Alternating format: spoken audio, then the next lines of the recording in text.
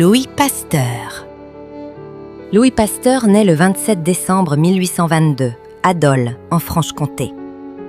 Fils de tanneur, il grandit dans un milieu modeste, mais sa curiosité et sa ténacité le mènent rapidement vers les sciences. Après des études brillantes, il devient chimiste et s'intéresse très tôt à un mystère qui passionne le XIXe siècle, l'origine de la vie et des maladies. À cette époque, beaucoup croient encore à la génération spontanée, l'idée que des organismes vivants peuvent naître de la matière inerte.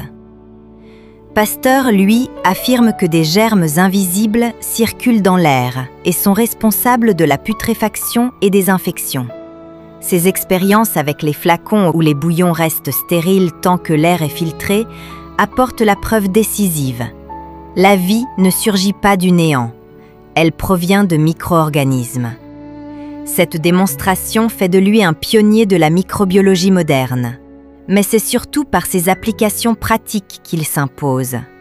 Pasteur met au point la technique de la pasteurisation pour conserver le vin, la bière et le lait. Puis il s'attaque aux maladies infectieuses qui ravagent l'élevage.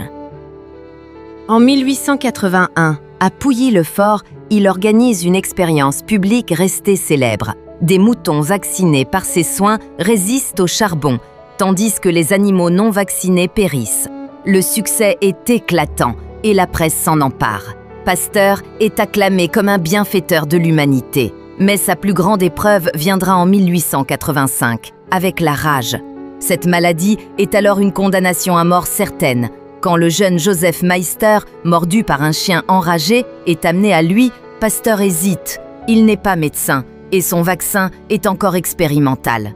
Finalement, il décide de tenter l'injection. L'enfant survit. La nouvelle fait le tour du monde et Pasteur devient un héros universel. Pourtant, derrière cette gloire, les critiques persistent. Ses rivaux, notamment l'Allemand Robert Koch, grand spécialiste de la tuberculose, contestent la rigueur de ses expériences et l'accusent parfois d'avoir enjolivé ses résultats.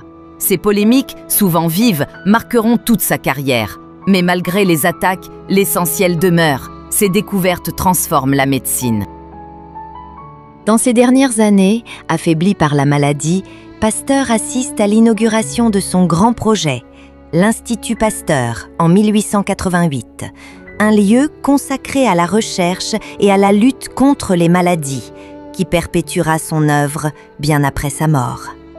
Louis Pasteur s'éteint le 28 septembre 1895, à l'âge de 72 ans.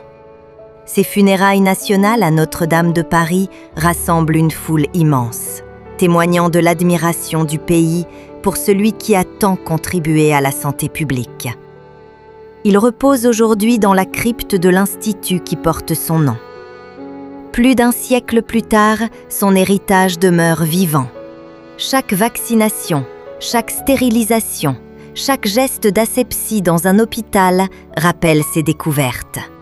Pasteur fut contesté, parfois critiqué, mais il ne cessa jamais de croire en la force de la science pour protéger l'humanité. Et c'est ainsi qu'il changea le monde.